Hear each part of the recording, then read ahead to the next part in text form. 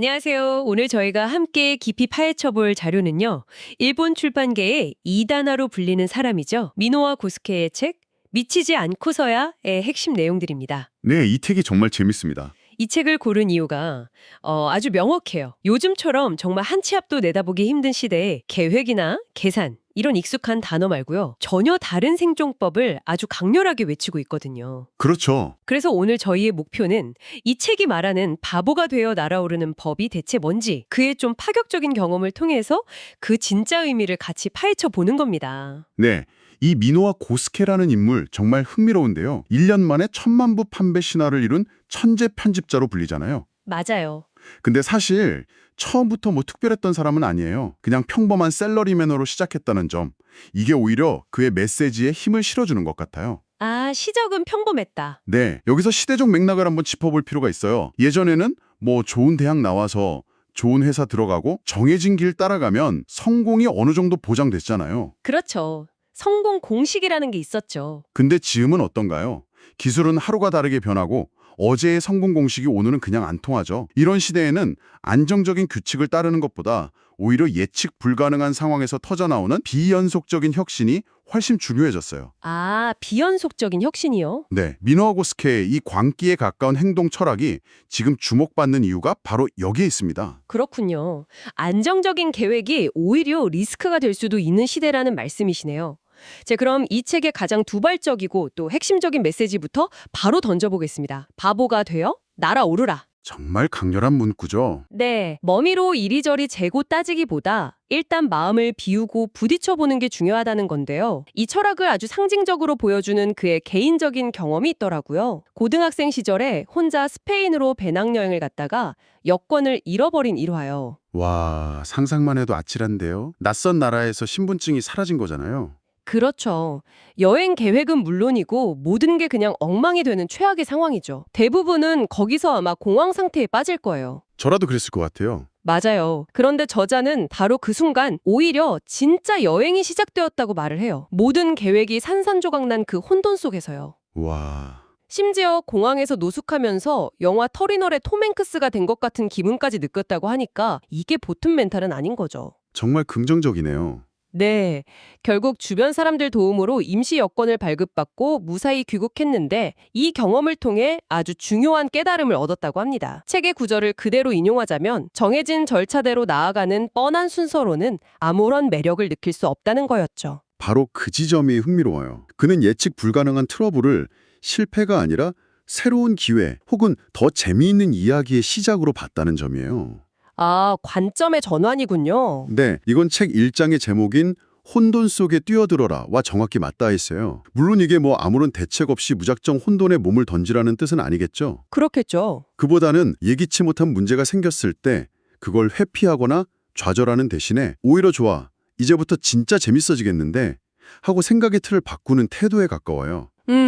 그의 좌우명이 일단 해보자, 도니카쿠 우고케, 어쨌든 움직여 인 것도 같은 맥락이죠. 실패나 좌절조차 내 인생이라는 드라마의 한 장면 정도로 여기는 그런 대담함이랄까요? 실패를 드라마의 한 장면으로 본다니 정말 멋진 관점이네요. 자, 그럼 바보 철학이 그냥 말뿐인 게 아니라 실제 비즈니스 세계에서는 어떻게 터무니없는 성공으로 이어졌는지 한번 보죠. 네, 가장 극적인 사례가 있죠. 네, 네오힐즈 재팬이라는 잡지를 창간한 이야기인데요. 당시 광고 영업부 평사원이었던 그가 초면에 요자와 츠바사라는 문제적 인물을 만나요. 그러자마자 다짜고짜 이렇게 제안을 던집니다. 정말 대뜸이었죠. 3천만 엔을 주시면 제가 책임지고 끝내주게 재미있는 잡지를 만들겠습니다. 이건 뭐 보통 대담한 게 아니죠. 상대방에 대한 무슨 깊은 분석이나 시장 조사 이런 게 전혀 없었어요. 네, 전혀 없었죠. 그저 요자와 츠바사라는 인물에게서 뿜어져 나오는 그 강렬한 에너지를 보고 아, 이 사람이라면 뭔가 터뜨릴 수 있겠다. 이 직감 하나만 믿고 저지른 거예요. 사실상 허풍이나 도박에 가까웠죠. 그렇죠.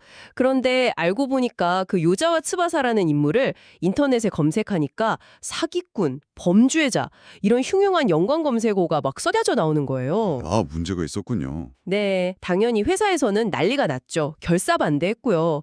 하지만 그는 사장까지 설득해서 기어이 허락을 받아내요. 그런데 진짜 위기는 이제부터 시작이었어요. 더 큰 위기가요? 네, 표지 모델 촬영 당일 섭외했던 유명 사진작가가 갑자기 촬영을 거절하고 설상가상으로 바로 그날 요자와 츠바사가 폭행 혐의로 입건됐다는 뉴스가 대소특필된 겁니다. 와, 이건 정말 최악인데요. 잡지는 인쇄에 들어가기도 전에 회수돼 정말 최악의 위기에 처한 거죠.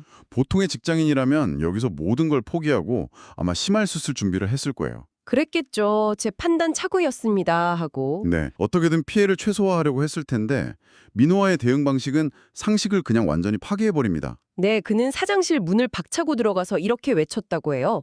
사장님, 이건 프로모션입니다. 하하, 정말 대단하네요. 이 모든 논란과 소동을 오히려 잡지를 알릴 절호의 기회로 삼자고 정면 돌파를 선언한 거죠. 이게 바로 그의 핵심적인 능력이에요. 문제를 이야기로, 위기를 기회로 재정의해버리는 힘이요. 실패나 위기라는 객관적 사실은 있지만 그걸 어떻게 해석하고 활용할지는 전적으로 자기 자신에게 달려있다는 걸 보여준 거죠. 모두가 최악의 악재라고 생각한 그 폭행 사건을 그는 세상이 주목하는 문제적 인물의 잡지라는 강력한 스토리텔링의 재료로 써버린 겁니다. 그 결과가 정말 믿기지가 않아요. 모두가 실패할 거라고 저 바보 같은 기획은 망할 거라고 비웃었는데 무려 3만 부가 완판되는 신화를 만들어냅니다. 네, 이 사례는 치밀하게 계산된 마케팅보다 순수한 열정이 가진 그 폭발적인 힘이 얼마나 강한지를 보여줘요. 열정의 힘? 네, 책에 이런 구절이 나와요. 전력을 다해 만들고 온 힘을 다해 배틀을 휘두르면 열광은 전파되기 마련이다. 계산기를 두드려서 만든 안전한 기획은 사람들을 흥분시키지 못해요. 그렇죠. 미지근하죠. 하지만 만드는 사람의 미친 열정이 담긴 결과물은 그 에너지 자체가 사람들을 끌어당기고 팬으로 만드는 가장 강력한 무기가 될 수 있다는 걸 증명한 셈이죠. 그 3만 부 완판 신화가 결국 순수한 열정의 힘이었다 이런 말씀이시군요. 그런 열정을 가진 사람이 기존의 회사 시스템 안에서만 머물지는 않았을 것 같은데요. 네, 그렇죠. 그가 만들어낸 새로운 시대의 일하는 방식, 민호화 편집실 이야기도 흥미롭더라고요. 월 회비를 내는 유료 온라인 커뮤니티인데 1년 만에 1,300명이 넘는 회원을 모았다고요. 맞아요. 그런데 이 모델의 핵심은 단순히 사람을 많이 모았다는 게 아니에요. 그럼 뭐죠? 사람들이 월급을 받기 위해 일하는 게 아니라 오히려 돈을 내고 일한다는 점이죠. 아니, 돈을 내고 일한다니요? 이게 상식적으로 잘 이해가 안 가는데요. 자원봉사도 아니고 구체적으로 어떤 구조인 건가요? 좋은 질문이에요. 회원들은 단순히 노동력을 제공하는 게 아니에요.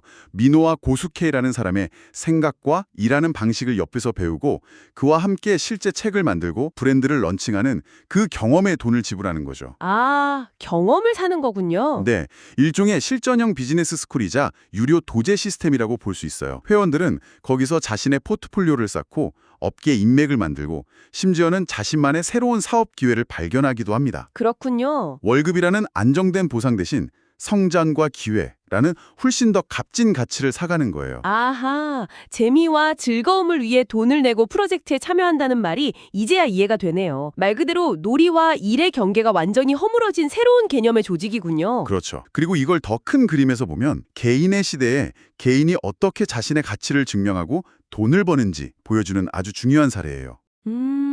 민호와 고스케는 겐토샤라는 대형 출판사에 소속된 직장인이잖아요. 그런데도 왜 이렇게 부업과 개인 브랜딩을 강조하는 걸까요? 그 이유를 그는 아주 강렬한 비유로 설명합니다. 아, 그 유명한 비유요. 회사가 주는 사료를 받아먹는 돼지가 되지 마라. 굶주린 늑대가 되라. 귀에 확 꽂히더라고요. 맞아요. 그의 전략은 명확해요. 회사의 돈과 인프라, 안정적인 시스템을 마음껏 활용해서 위험 부담 없는 게임을 하라는 겁니다. 위험 부담 없는 게임이요? 네, 회사 프로젝트를 진행하면서 실패하더라도 내 돈은 한 푼도 안 들잖아요. 이 게임을 통해서 경험을 쌓고 실력을 키워서 민호와 고스케라는 자신만의 브랜드를 단단하게 구축하라는 거죠. 아, 회사를 발판 삼아서요? 네, 그는 아주 냉정하게 지적해요. 회사는 결코 개인의 인생을 끝까지 책임져 주지 않으며 언제든 망할 수 있다는 현실을요. 회사라는 울타리를 놀이터 삼아 실컷 뛰어놀면서 나만의 무기를 만들려는 거군요. 그런데 아마 청취자분들 중에는 아니 우리 회사는 그런 시도 할 수 있는 분위기가 아닌데 혹은 나는 민호와 고스케가 아닌데 어떻게 회사 돈으로 그런 위험한 게임을 하라는 거지?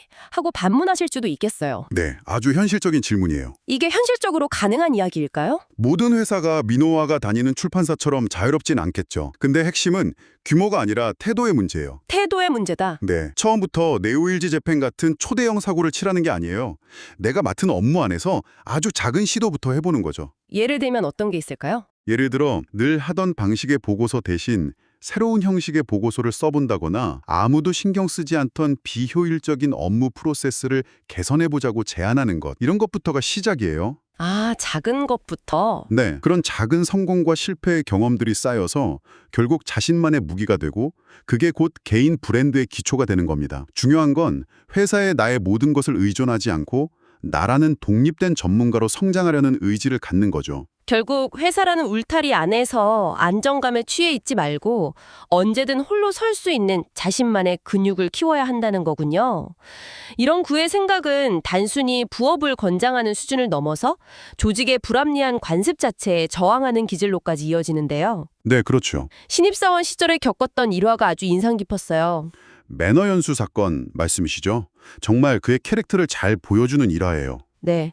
신입사원은 의무적으로 매너 연수를 받아야 했는데 그는 그게 시간 낭비에 불과한 형식적인 절차라고 생각했대요. 네. 그리고 연수가 끝난 뒤 보통은 감사 보고서를 내잖아요. 그런데 그는 제목부터 이 연수는 쓸모없다 라고 쓴 보고서를 제출해버립니다. 하하하, 정말 대담하죠. 당연히 국장실에 불려가서 엄청나게 혼이 났다고 하죠. 여기서 우리가 주목해야 할 점은 이게 단순히 튀고 싶어서 한 반항이 아니라는 거예요. 이건 순한 양처럼 조직에 순응하는 삶의 방식이 몸에 배는 것을 막으려는 아주 의식적인 저항이었어요. 의식적인 저항. 네. 한두 번 의미 없는 일에 네, 알겠습니다라고 말하다 보면 나중에는 그게 왜 의미 없는지조차 생각하지 않게 되거든요. 비판적으로 사고하는 뇌의 회로가 그냥 꺼져버리는 거죠. 아, 무서운 말이네요. 책에서도 의미가 없다고 생각하면서 상사가 시키는 대로 일하는 무난한 길을 3번 걸으면 2번 다시 이쪽으로 돌아올 수 없다고 하잖아요. 1번, 2번 타협하다 보면 어느새 그게 당연한 것이 되어버린다는 거군요. 그렇죠. 하지만 현실적으로 대부분의 신입사원이 저렇게 행동했다가는 사회성 없는 문제아로 낙인 찍히고 끝나지 않을까요? 그의 방식이 가진 위험성도 분명히 있어 보여요. 물론이죠. 그 지적이 정확합니다. 그래서 중요한 건 무엇을 저항하느냐보다 어떻게 저항하느냐예요. 어떻게? 네, 민호아처럼 대놓고 보고서를 던지는 건 정말 극단적인 경우고요. 우리 같은 평범한 직장인에게 중요한 건 왜 이걸 해야 하는가? 라는 질문을 스스로에게 그리고 때로는 팀에게 던지는 습관을 잃지 않는 거예요. 예를 들어 모두가 당연하게 야근하는 분위기 속에서 오늘 업무는 여기까지 하고 내일 더 집중해서 하는 게 효율적이지 않을까요? 라고 용기 내어 말해보는 것. 비효율적인 회의 방식에 대해 이 부분은 메일로 공유하고 회의 시간을 줄이는 건 어떨까요? 라고 조심스럽게 제안해보는 것. 아, 그런 작은 시도들이요? 네, 그런 작은 균열을 내는 시도 자체가 바로 낡은 관습에 저항하는 시작일 수 있습니다. 왕은 벌거숭이다 라고 외치는 건 동화 속 아이뿐만이 아니라 변화를 원하는 우리 모두의 역할이라는 거죠. 오늘 저희가 살펴본 민호와 고스케아 메시지를 정리해보면 이렇네요. 계획이 무너진 혼돈에 기꺼이 뛰어들어라. 회사를 놀이터 삼아 자신의 손으로 돈을 버는 실력을 키워라. 불합리한 관습에 침묵하지 말고 저항하라. 그리고 무엇보다 이 모든 과정에 미친 듯이 열광하라. 네, 핵심을 잘 짚어주셨네요. 물론 그의 방식이 모두에게 정답은 아닐 거예요. 누군가에겐 너무 무모하고 위험해 보일 수도 있겠죠. 하지만 한 가지 확실한 건 이 예측 불가능한 시대에 정해진 규칙과 안정 속에 안주하는 것이야말로 어쩌면 가장 위험한 선택일 수 있다는 강력한 경고를 우리에게 던져준다는 점입니다. 맞습니다. 그는 책에서 불가능이라는 말을 들으면 돌파하고 안 된다는 말을 들으면 강행한다고 말해요. 그는 그렇게 반사적으로 기존의 규칙과 순리를 파괴하면서 자신만의 길을 만들어 왔어요. 네. 자, 이 지점에서 오늘 이야기를 듣고 계신 청취자분께 마지막으로 질문 하나를 던져보고 싶어요. 어떤 질문이죠? 당신의 일과 삶에서 그저 원래부터 그렇게 해왔다는 이유만으로 따르고 있는 의미 없는 규칙이나 불합리한 관습은 무엇인가요? 만약 당신이 처음으로 잠깐만요, 이건 좀 이상한데요? 혹은 이건 의미가 없는 것 같아요 라고 목소리를 낸다면 거기서부터 어떤 새로운 변화가 시작될 수 있을까요?